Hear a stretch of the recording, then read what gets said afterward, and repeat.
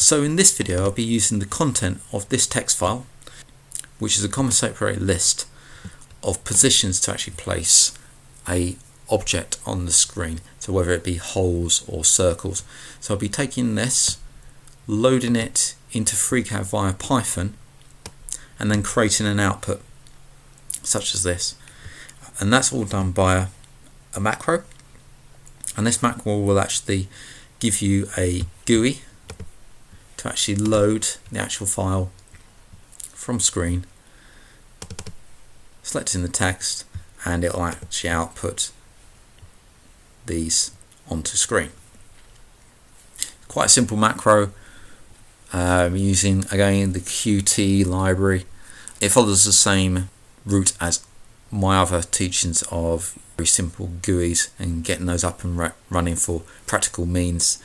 We'll get into something a bit more complicated later, where we'll be creating larger GUIs to actually do multiple tasks. But in the meantime, just keeping it low key, just creating these simple GUIs and showing you the QT interface and a practical use for them.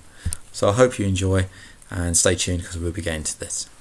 If you like this video, please hit a like and also subscribe to the channel. I also have a Ko-Fi site where you can actually donate to my contributions to the community, and that's at ko-fi.com/mang0. Okay, to start with, we're just going to get FreeCAD ready for our Python programming. So we go up to View, and I want two panels to show from here. I want the report view and the Python console. So the report view allows us to see the output from our Python. We go to View, Panels, and the Python console allows us to actually see any commands we do in our main screen. So now we've got those up, let's start actually creating a macro. So go up to Macro, go to Macros, and I want to create a new macro. And I'm going to call this something like File Open, but you can call it whatever you want. It's just the name of the macro. So to start with our Python macro, we're going to create an object, and we're going to instantiate the object and run the actual constructor on that object. It all sounds a bit complicated, but we've done this before in other videos, so I'm just going to take you through this. So we'll create a class, and we can call this class whatever we want. I'll just call it my window, and we're going to open the bracket and close the bracket there and put a semicolon. So anything tabbed into here will mean that it is part of this class. So we're going to actually now define a method on here. So we're going to define. Now there's internal methods in here, so we're going to actually override the internal method, which is underscore underscore init, which is a constructor, and then underscore underscore bracket itself there and colon. So what this is a method that's run each time the class is created. This is an internal method, and we're just overriding this. So after that, I'm going to tab twice to actually be inside the method. So I'm inside the class, inside the method. I'm going to write the command app.console.printMessage, and I'm just going to put in here class init. Now what will happen is that when this is initialized, this method will actually run, even though we don't call it. It's run each time this method is created, and it will actually just display something on screen. So I'm just going to create an instance of this class now. I'm just going to use the variable app. You can call it whatever you want, my window. And what we should see is when we run this, after doing a quick check first to make sure everything's right, when we run this, in the left hand side in our report view, we should see class in it. So we can see we haven't actually run any commands on here, but it's just when it's instantiated, it runs the actual main method there. Now what we're going to do is extend this class. So we're going to take on properties of an object, and what we're going to do is use the QT GUI in there, and we're using the QWidget object, and that will allow us to actually instantiate a window that we can actually work with. So from the PySide library, PySide, and we want the QT GUI from there. We're going to import star. So we're importing everything in there. We could just import our QWidget that we're using, but I'm just going to import everything for the time being, because I'm going to be using other stuff in here as well from the same library. So in here I'm going to use QWidget. So I've placed that inside the brackets of my window. So what I've done now is extended the QWidget class with my own class. So I've taken on all the properties and methods of QWidget. This means that I can actually inherit such thing as show window or set window title, which means that my class now is a part of QWidget. So we have everything in there. So now, and this is part of the QWidget, if I run it, I will still get the init class down here. And what we need to do is bring in all of those methods and properties of QWidget. And to do that, we actually need to run the init on the actual QWidget as well, because QWidget is a class, so it will have a constructor. So we need to run its constructor. And we can easily do that by coming in here and running the command super, which is the superior to the actual class, which would be the QWidget, and type in there my window. You need a comma and the word self, and then we close that bracket, add a dot, and here we're actually hitting the constructor of the super, which is QWidget. So what we've got in here is my window, which is this one, my window. It's passing self in there as well, self, and that runs that. So at the moment, if we run this, it's still got class in it under here, but what we need to do is come in here, and if we use self.show, we're actually running the show method on self, which is this. When we run this, what you'll see is a window will pop up. Now if we try to do that without running super, put a red mark in there, there we go, what will happen is that we get an error because we haven't got, so self.show, can't run that. So this it's saying that we've got a base class somewhere, maybe we should be actually calling the init method. So that's what we're doing here. So there we go, so we've got our window.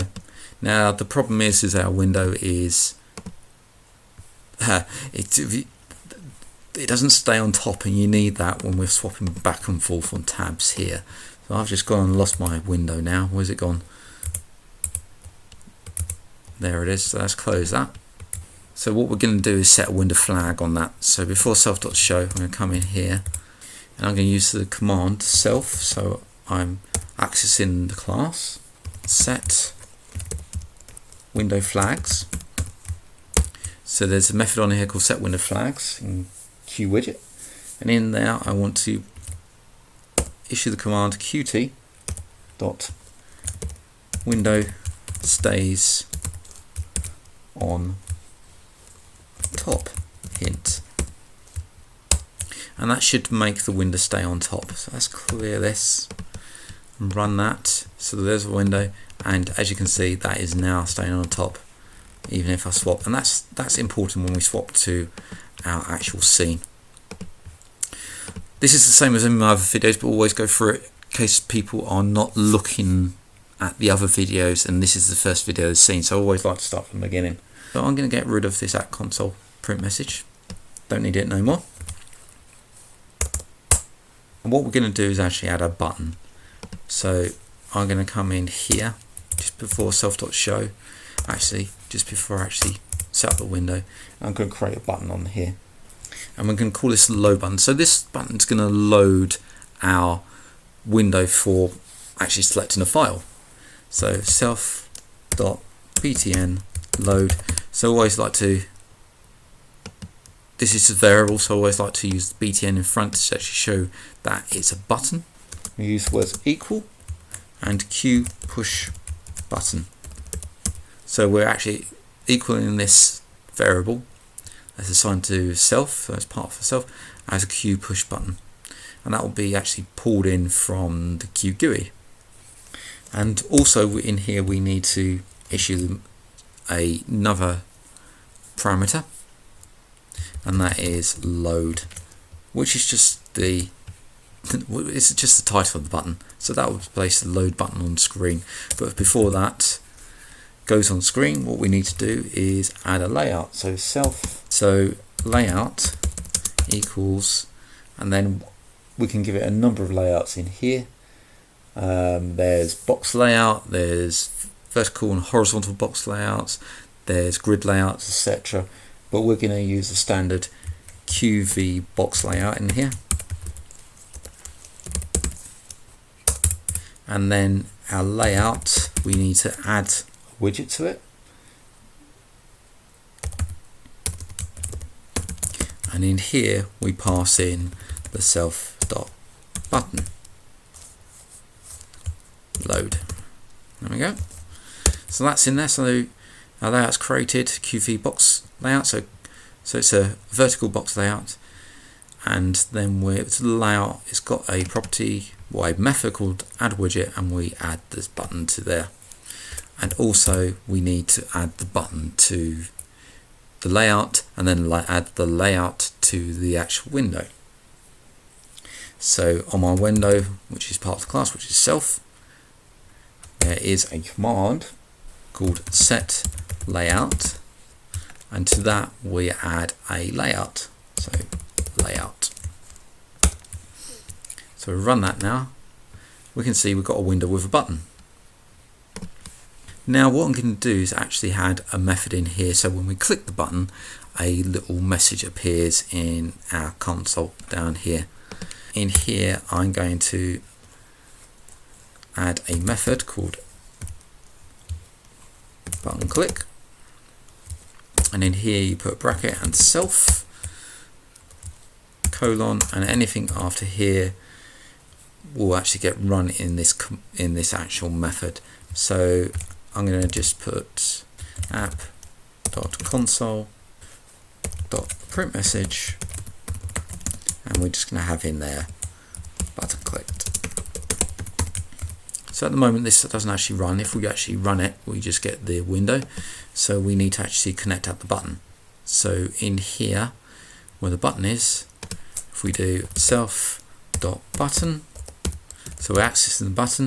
Now it has a event called clicked, and to that we connect the button click, btn click. But must remember to add, also remember the case is wrong there, self dot button click in there. Notice we haven't added the brackets in there because we're actually pointing to a method with this one. So if I run this, we have an error in here, it has no attribute button. That's because I need to call this btn load. So it's the button load there. Sorry, my mistake there. So let's run that again. So we've got button load. If we hit load, you can see button clicked down the bottom. So that's working nicely now. So now we can actually start padding this out to actually load our window and actually select a file. To do that, we're going to use another widget from the actual Q GUI, and that widget is actually called a Q file dialog. So to do that, I'm going to come in here and I'm going to get rid of this message because we don't need it anymore. And I'm going to use the variable named fname, you can call it whatever you want, equals Q file dialog, and then Q file dialog has got a get open file name, open file, that's capital name, and in that we need to pass self. So we're passing in our class, and we need to give it a title. So I'm going to just call this open file, and then we can actually pass in a directory from where it starts, but I'm just going to pass in blank, so it will just go to a default directory. And then now we actually can define a filter in there, and I just want text files, so I'm going to write text files. This could be anything. We open the bracket in here, and I'm going to put in the words star.txt, so I'm filtering out all the text files. And we'll close that bracket, close the quote. I think that's it in there. And what I'm going to do also is, after this, I'm going to actually echo out what's actually come back from that. So app.console.printMessage, and I'm just going to press print the actual file name there, what's actually come back. That all looks good. We get an error now. Well, no, that's all good. So load. We get our load up. Now, I've already got a file in here somewhere. So if I click on name and look from a file there, _text.txt. So it's only pulled out the text files in there. So let's double click that. And what we'll do down here is have a look, and we've got this message here. That shows that from this directory, the text file has come in, and it's come back as a tuple. We've got 2 in there.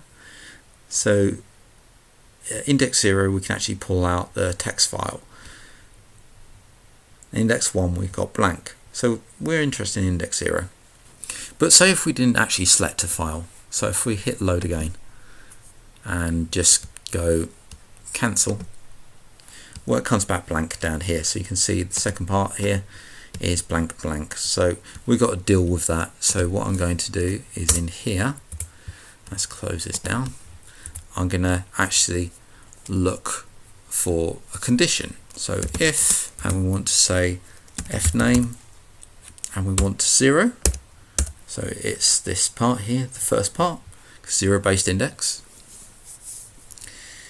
And we'll say it doesn't equal, and we're going to put in there a blank. So just open and close the quotes there, close the bracket, colon.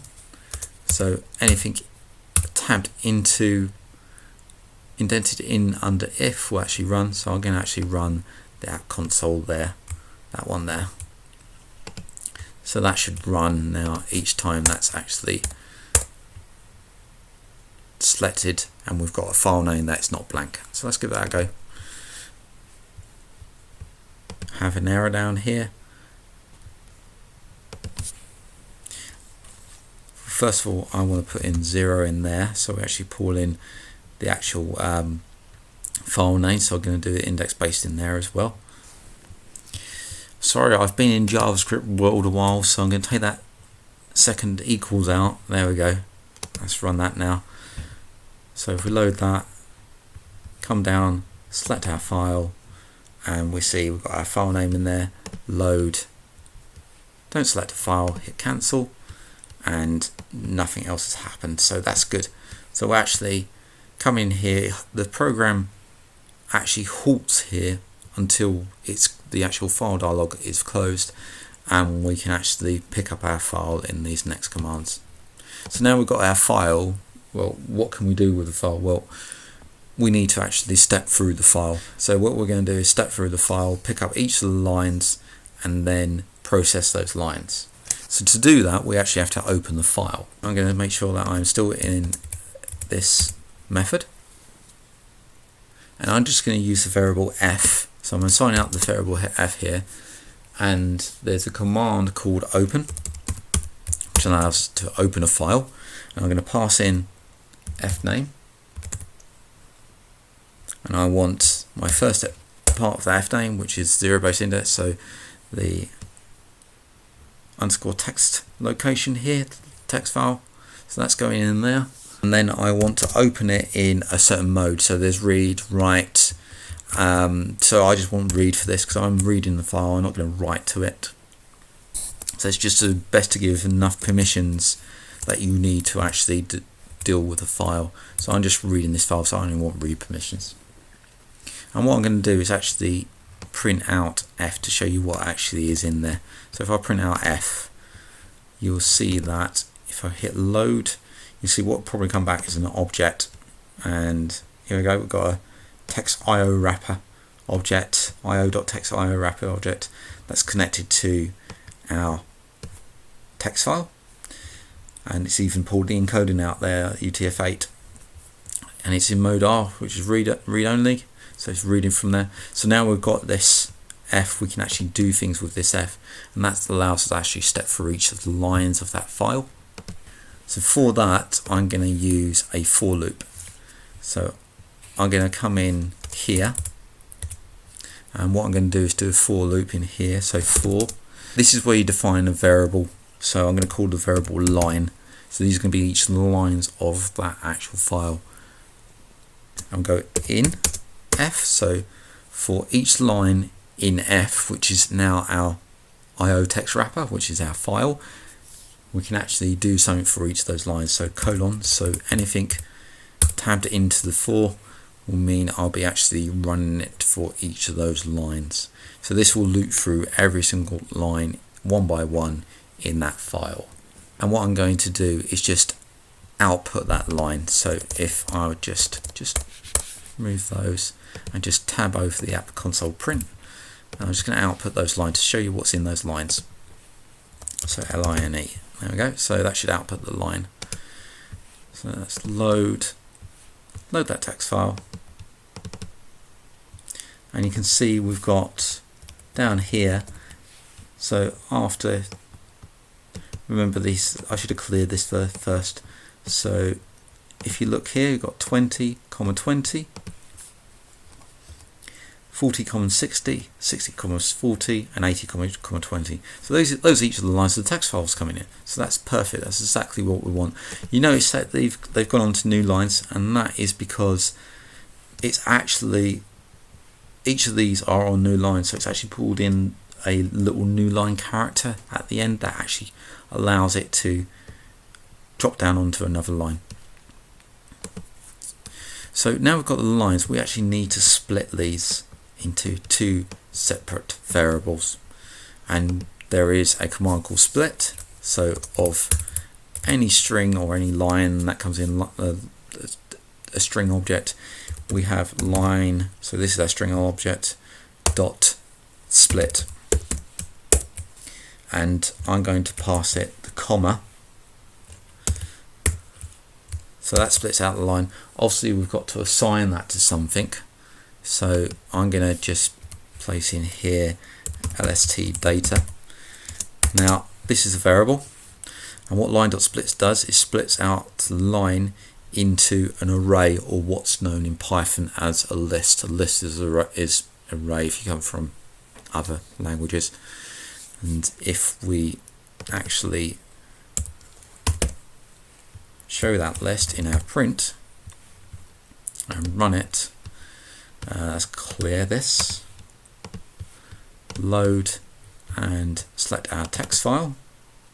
You can see that each of these square brackets is each time this is run. So for every single line this is run, and it's split out our line via the comma and created a list. So 0 based index list, so 0 is 20, and the second one there, you can see our new line character on there, /n. We've got 20 there. Don't worry about this. This will be dealt with later, this new line character. So now we've got each of those parts. And what I'm going to do is just show you that we can actually section out each of those parts. So list data 0, and let's put the right bracket in there. That'd be a good idea. List data 0, so 0 based index of list data, and this one, which will be list data 1.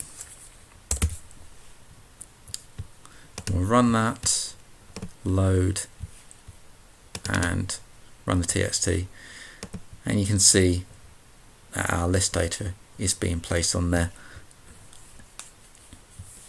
And it's connected together, that's because there's no new line variable in there. Let's just put a new line variable in there as well. So there, console dot. Oops, been quicker to type that. But there you go. And in here, I'm just going to put a new line.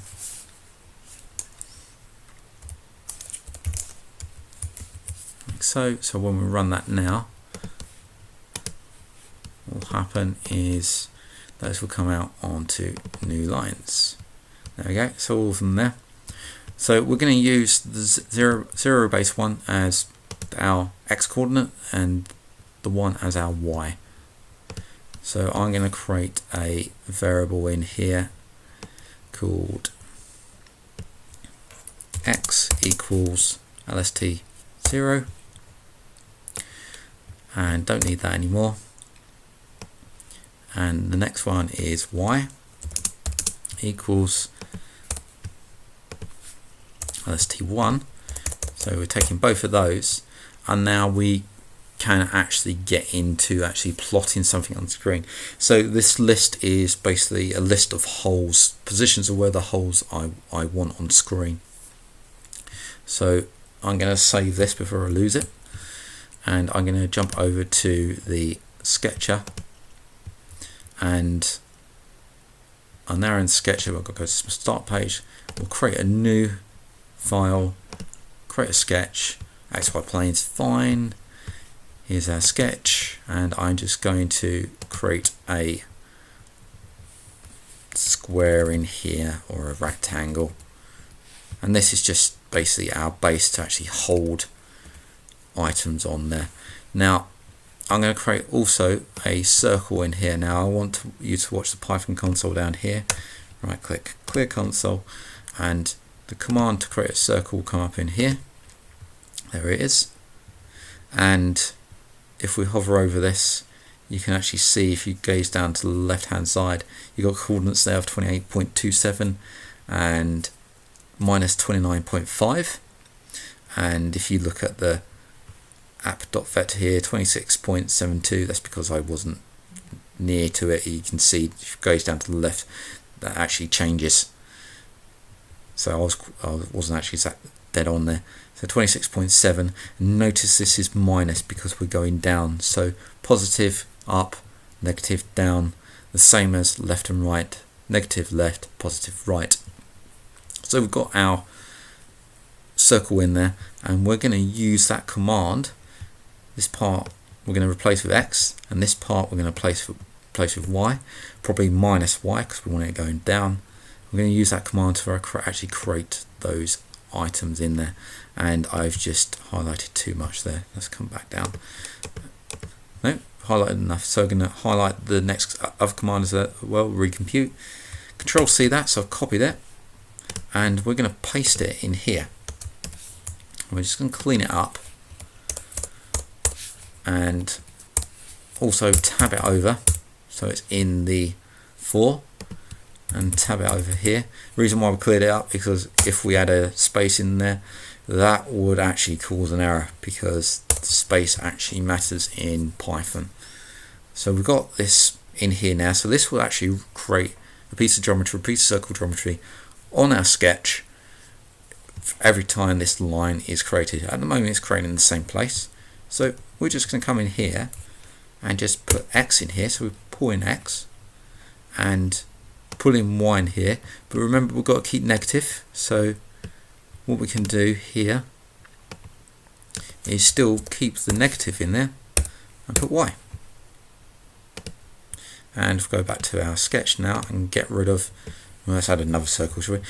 Get rid of this and come up to our macro. Just Control S to save. Hit the okie dokie button, the go button, hit load, and double click on text. Hopefully we haven't got any errors. We haven't got any errors, but let's have a look, see what we got. Yeah, we haven't got nothing at the moment, so we've got a problem. Let's have a look what we got. So the problem we've got is that we've pulled these in, and X and Y at the moment are actually strings. It's actually pulled these in, and this is coming from a file, so there's strings, and Python is dynamically typed. So when it encounters a variable and it's assigned to something, the type is generated then. So it will actually set the type there. So we have to do some conversions on this. And the conversion we need is actually to set that as a float. And that's quite simple because we can actually use the words float in here, close the bracket, and float in here. Now what's happened is X and Y are now afloat. So let's close that there. Now this should now work. So let's go back to our scene, load, and select the text. And there we go. So we loaded in those holes now, all those circles, that geometry. So what this allows us to do is that we can actually generate output from other programs, or someone could actually give us like a drilling list or a shapes list or something like that in comma separated format. At the moment loaded in text, but it could be in .csv format, and we can load that into the program and actually create a shape on screen with those circles or those holes in there. Sorry viewers, before I go, nearly forgot about this. I've been asked to actually put this code somewhere where it's available, and I always forget. So look down the bottom, that's the address to my repo on GitHub. So you can actually jump on there. Yes, it's actually called GitHub. That's the actual word. If you're a software engineer, you know about GitHub. If you're a scripter or a code monkey, you'll know a bit about GitHub. It's called GitHub. It's not a bad site or anything, so you can go there. On there's a repo. There's a FreeCAD repo. I've opened that up and I'll be posting all the actual stuff about what I do in FreeCAD, any of the code, example files, images that I'm using. I'm going to be posting those on there, and you'll be able to get to that at that address down the bottom. Okay, cheers for that, and I'll see you again. Well, I hope you enjoyed that video, and please look out for some more. And I'd just like to thank my current donators who have donated via my Ko-Fi site. I hope to see you again, and bye for now. Stay safe.